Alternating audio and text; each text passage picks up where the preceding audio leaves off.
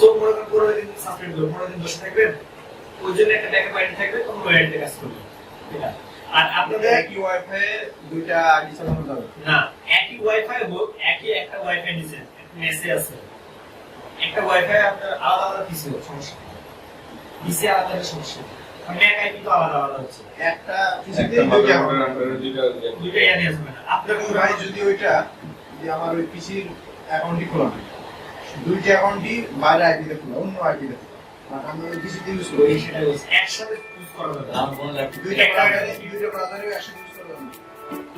একটা ব্রাউজারে লগইন করে ওটা ক্লিয়ার করে ক্যাশলেস যা আছে সব ক্লিয়ার করে নতুন আরেকটা ব্রাউজারে আরেকটা লগইন করতে একসাথে লগইন করা যাবে, দুইটা ব্রাউজারে একসাথে লগইন করা যাবে, বুঝতে পারছেন? মানে ম্যাক আইডি ধরে আবার লোকেশন ধরে, আপনি এই লোকেশন থেকে আপনি একটা কাজ দিতে ফাইবারে বেশি করে, এখান থেকে এখানে বেশি থেকে আরেকটা দিতে কাজ দিলেন রিভিউয়ের জন্য, তখন দেখবেন সেম লোকেশন একটা কাজ দিচ্ছে, তখন অনেক ঝামেলা। আর সবচেয়ে বড় কথা হচ্ছে আমরা ইয়া করবো আজকে থেকে যাওয়ার পরে 10 টাকার নোটিশ পাচ্ছেন না, অনেক পাচ্ছি কিন্তু করছি না, তাহলে একটা কাজ করে 5টা করে 3 ঘন্টা লাগুক, সমস্যা কি? 5টা করে 3 ঘন্টা লাগুক, আমার দুইটা টার্গেট, দুইটা না টার্গেট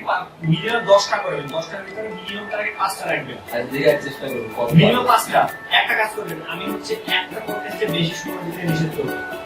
একটা কন্টেস্ট নিয়ে ভাবছেন, মানে একটা ভাই ছিল একসাথে দুজন কাজ করবে, তো মনে করেন ও হচ্ছে সারা দিনে 2টা কন্টেস্ট করবে, ওই 2 ঘন্টা 3 ঘন্টা নিয়ে ভাববে, ভাবার পরে কনসেপ্ট নিবে, বসবে, স্কেচ করবে, তারপরে ক্লিয়ার করে দিবে, আর ওই টাইম 2 ঘন্টার ভিতরে 3 ঘন্টা করে একটা কন্টেস্ট করবে, আমি 3 ঘন্টা 5টা কন্টেস্ট করব, উইনিং চান্স আমার বেশি থাকে, আমি বেশি উইন করব। ঠিক আছে, দুজনেই কিন্তু আমরা অফিস। তবে একটা বিষয় হচ্ছে যে আমি একটা আমি কি আবার ওইটা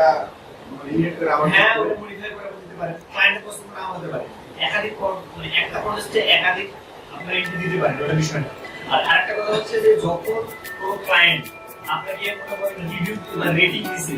রেটিং দেওয়ার পরে যে আপনাকে মুভ করাবে বা আপনাকে মুভ করাবে না বা কাউকে রেটিং দিয়ে দিচ্ছে আপনার উইনিং চান্স দিতে না, ক্লায়েন্ট কিন্তু আপনার কাউকে রেটিং দিয়ে তাকে মুভ করে, ঠিক আছে? আর এখন আমাদের টার্গেট হলো 5টা করে কন্টেস্ট, 5টা করে কন্টেস্ট যদি করেন মানে একটা কন্টেস্টে 10টা কন্টেস্টের দরকার না, ঠিক আছে? একটা নতুন কোর্সেস হবে এইরকম চিন্তা ভাবনা, ক্লায়েন্ট সাইজে কি এক্স্যাক্টলি ক্লায়েন্ট সাইজ আমি ওইভাবে বেসে করব, ঠিক আছে? ক্লায়েন্ট যা সাইজে সেই বেসে একটা করব, সেকেন্ড একটা করব আমার মন মতো, ঠিক আছে? আমার মানে আমার আইডিয়া মতো একটা কাজ করব, তাহলে দুইটা হলো না। আর 3 নাম্বারটা হবে ক্লায়েন্ট আর আমারটা দুইটা একসাথে করব। এখন এর ভিতরে আরেকটা কথা হচ্ছে সবসময় নিজেকে ডিজাইনার হওয়া যাবে, নিজেকে ভাববেন আমি কন্টেস্ট হোল্ডার,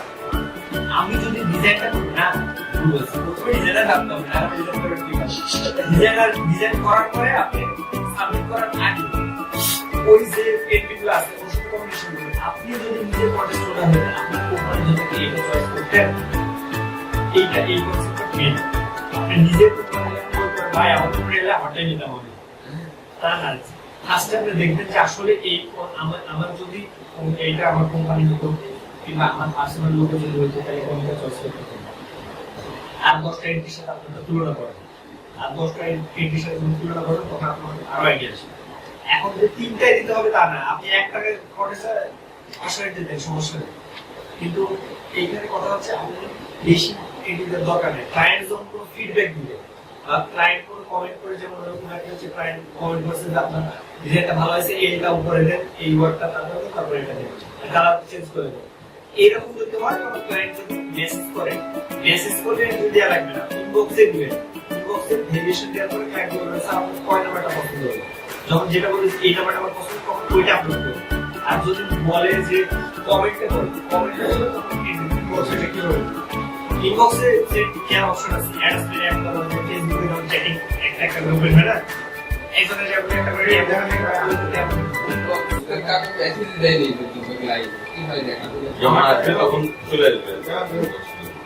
কথা হচ্ছে আমার প্রোফাইল বাড়ি করতে দেখি জায়গা বিল করে ভয় করে দেবে। হ্যাঁ আমরা তো বাড়ি একটা অ্যাকাউন্ট আচ্ছা সমস্যা নাই, আপনি একটা দিচ্ছি দেখেন এই জিনিসটা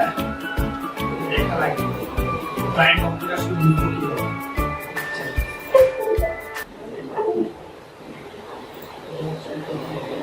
আপনি কোন ব্রাউজারে চালান সরবে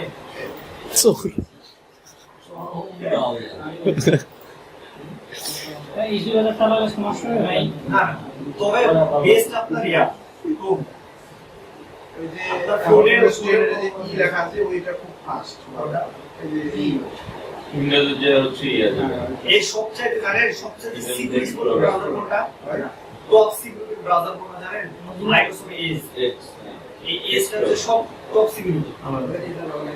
দেখেন নতুন অ্যাকাউন্ট করতে হলে এখান থেকে যায় এই যে প্রাইভেট উইন্ডো আছে না প্রাইভেট উইন্ডোর ইয়া হলো কি প্রাইভেট উইন্ডোতে কোনো হিস্টরি থাকে না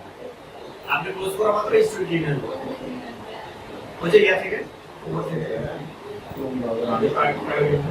ক্রোমে গেলে ওই অপশন আছে ক্রোমের মনে লেখা থাকে ইনকগনিটো উইন্ডো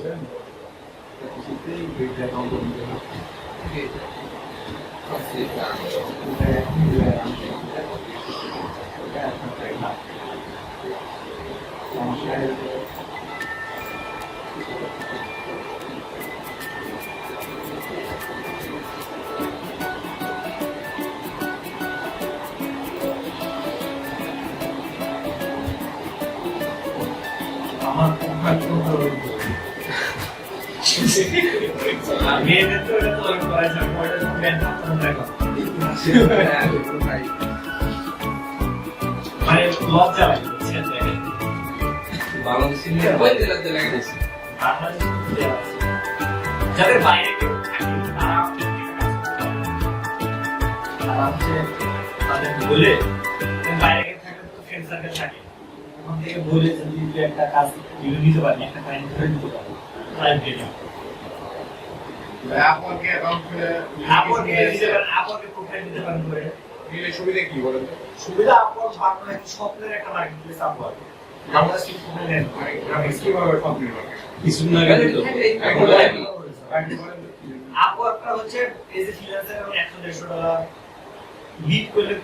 অল্প ডলারের কাছে $20 কিছু ডলার এটাতে আপওয়ার্কে এই এতটা ভিড় নাই কারণ সব দেশ থেকে প্রোফাইল নেন বাংলাদেশ থেকে বন্ধ করে বাংলাদেশ থেকে তো প্রোফাইল বন্ধ হবে ভিড় কম বিট করলে কাজ পাওয়া যায় ঘরে থেকে বিট করলে বড় বড় ক্লায়েন্ট ওখানে রেটিং রিভিউ থাকে না রুটিন কিছু নাই এখানে কন্টেস্ট নাই মানে শুধু বিট করতে হবে ক্লায়েন্ট জব ডিসক্রিপশন দিয়ে রাখছে যে স্যার আমি কাজ করতে পারবো $200 দিয়ে করছে আপনি জব দিচ্ছেন আমি $100 দিয়ে করে দেবো আপনাকে হায়ার করবো আবার একটা অ্যাকাউন্ট করে